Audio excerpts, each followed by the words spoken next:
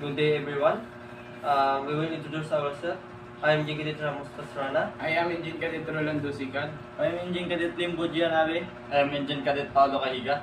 We are Group 7. We will discuss the use of alternative fuels in the shipping industry and comply with sulfur oxide and nitrogen oxide and carbon emission requirements. First, the alternative fuels in the shipping industries.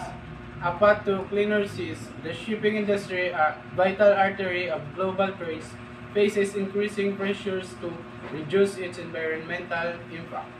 Strengthen regulations target sulfur oxide, nitrogen oxide, and carbon emission are driving the adoption of alternative fuels. This transition promises cleaner air and a more sustainable maritime sector. The need for change. Traditional heavy fuel oil is a major source of sulfur oxide, nitrogen oxide, and greenhouse gas emission. The burning of baby fuel oil procedures significant air pollution contributing to respiratory illnesses and acid rain. Furthermore, the high carbon content of heavy fuel oil exacerbates climate change. The IMO 2020 sulfur cap limiting sulfur content in maritime fuels to 0.5 is a significant step towards reducing sulfur oxide emission. However, furthermore, reductions are needed to meet future targets. Hydrogen fuel cells are revolutionizing the maritime industry by providing a cleaner alternative to heavy fuel oil for cargo ships. These vessels can significantly reduce their greenhouse gas emissions and eliminate sulfur oxide and nitrous oxide emissions, combating ocean and air pollution.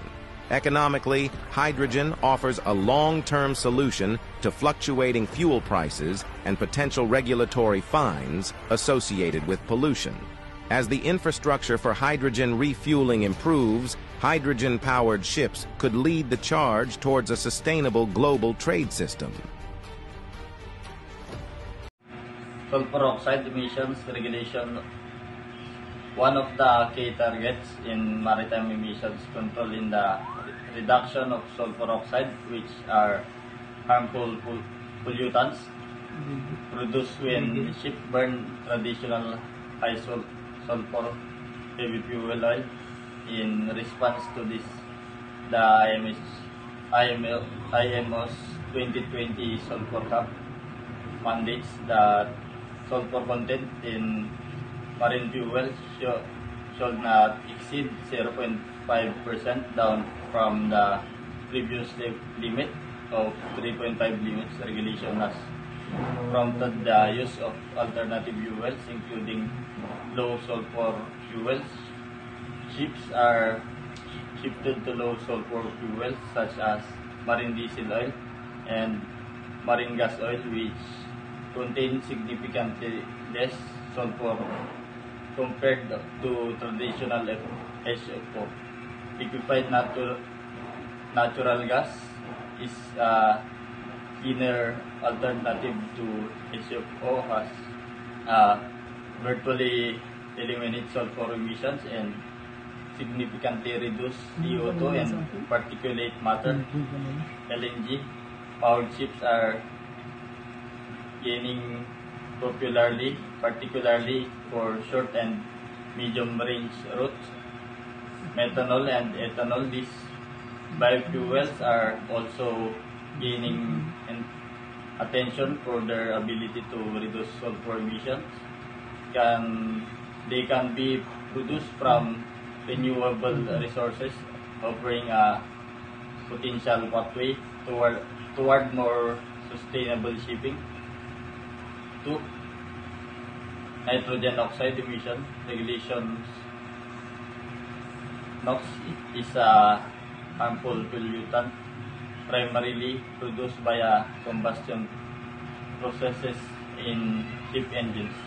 To reduce nitrogen oxide emissions, the IMO has implemented the nitrogen oxide technical code and designated emission control areas where stricter NOx emissions limit apply alternative fuels and technologies that can help reduce nitrogen oxide emissions include LNG, since LNG burns clearer than traditional fuels. It also results in significantly lower nitrogen oxide emissions, making it a popular choice for complying with NOx regulation in ECAS. Ammonia has been identified as a potential alternative fuels for reducing NOx emissions due its zero carbon and low NOx potential when used in a combustion or fuel cells. However, ammonia presents challenges such as toxicity and storage safety concerns. Biofuels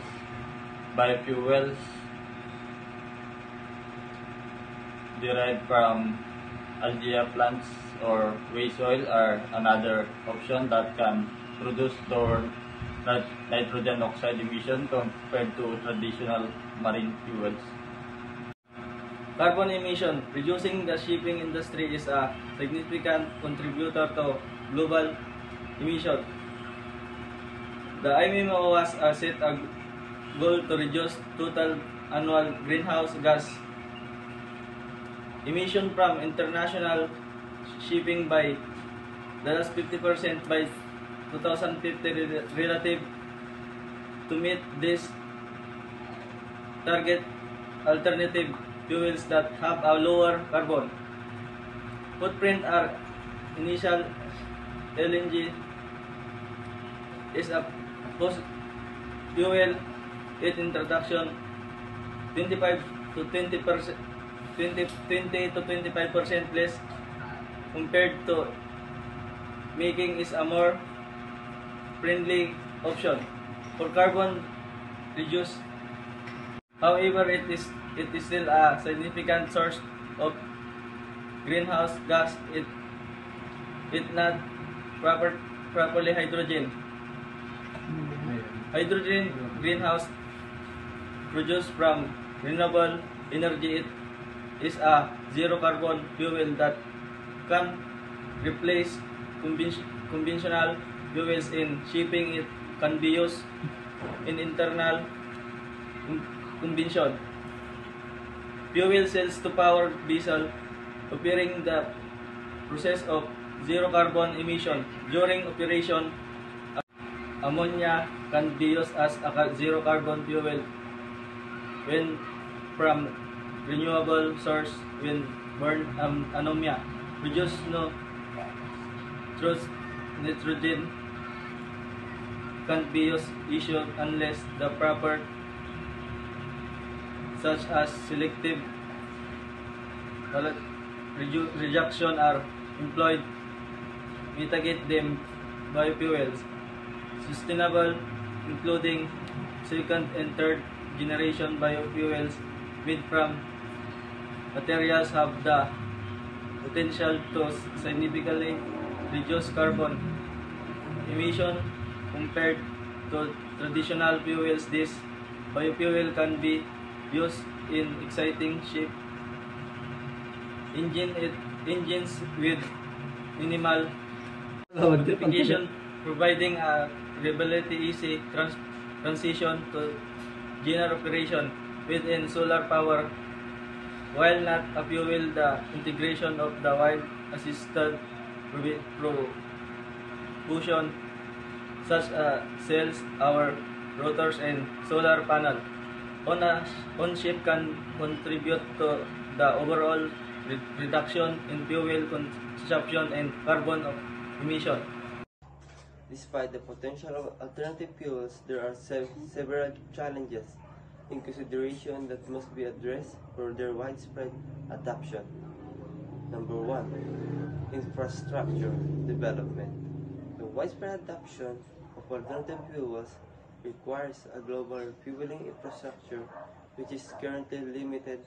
Investment in bunkering facilities and port infrastructure are needed for fuels like LNG, hydrogen, and ammonia. Number 2. Cost.